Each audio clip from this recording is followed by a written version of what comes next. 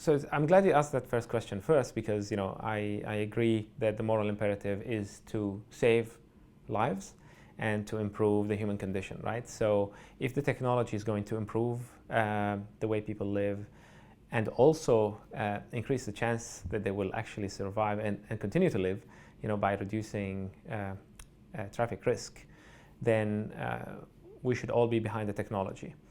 But I think that there are, at the same time, while we develop the technology, so while we invest billions of dollars into the development of the technology and the infrastructure, and a lot of thoughtful people and very smart scientists and engineers actually constructing and perfecting this technology, in parallel, I think it behooves us as well to think about how we're going to make the technology palatable to the public. And by that we mean not just making it comfortable and easy to interact with, but also preparing the public to trust this thing that will actually carry them, and their children inside, a 1 to 2 ton piece of metal at high speeds. So, I think that's a non-trivial question. How do you get somebody to trust that a machine could do that? And you could say, well, when the technology is demonstrated, people will just trust it automatically, and that's that. And you could point to examples in the past where this has been the case, that convenience eventually, and kind of demonstration of the technology's capabilities ultimately erases all fears. I think that is, an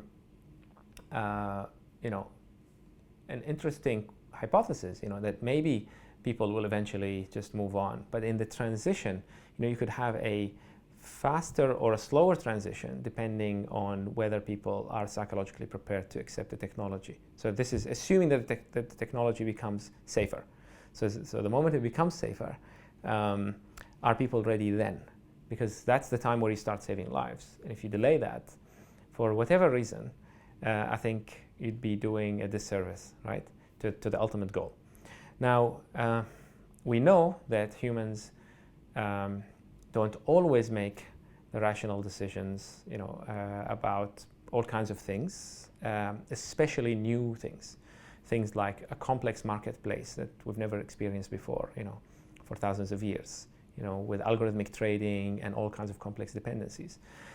So there's a lot of, irrational consumer behavior there, for investors who are not very sophisticated.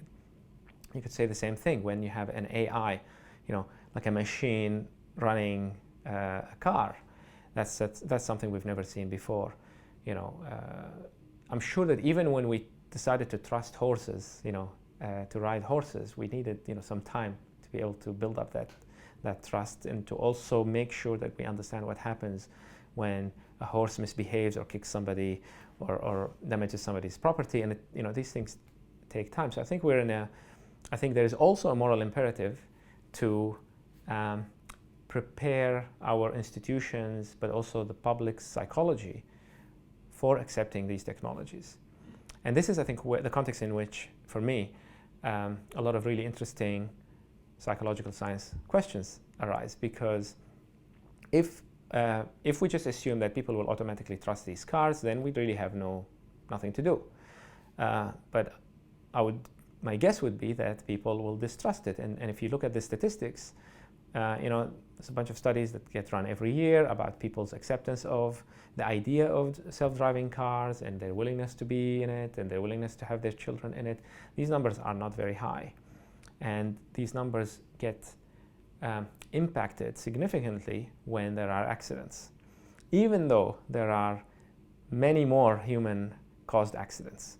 So that's already kind of hinting, right, to us that there's something different that might be happening, or that the fact that the accident was caused by a machine would cause it to be perceived differently. Now, if you're a very analytical person, perhaps you could say, well, I don't care, I'm just going to look at the numbers and so on. And that's great for you, but I don't think that this necessarily solves the problem of having regular people accept this technology, especially if they don't understand it. So I think, so for me, solving, I'm never interested in solving the ethical dilemmas. So the scenario. So now let's talk a little bit about the ethical dilemmas. So the scenario of an autonomous car being faced with two choices, whether to run over, 3 people in front of it or swerve and hit one other person, right, instead. Now, for me, this, the fact that people are worried about this kind of situation, that the fact that they're worried that the car will have to decide to harm them if they're in the car, to save more lives, potentially. Even if no engineer is worried about this today, because they're worried about much more fundamental problems, like can I detect objects reliably and so on. I don't think this means that we shouldn't study how people think about these problems, what exactly are they worried about, what would be their expectations, what would they be happy to accept as a general rule of behavior. I think these are important questions, and this is what kind of motivated the studies that we've been doing on these kinds of dilemmas.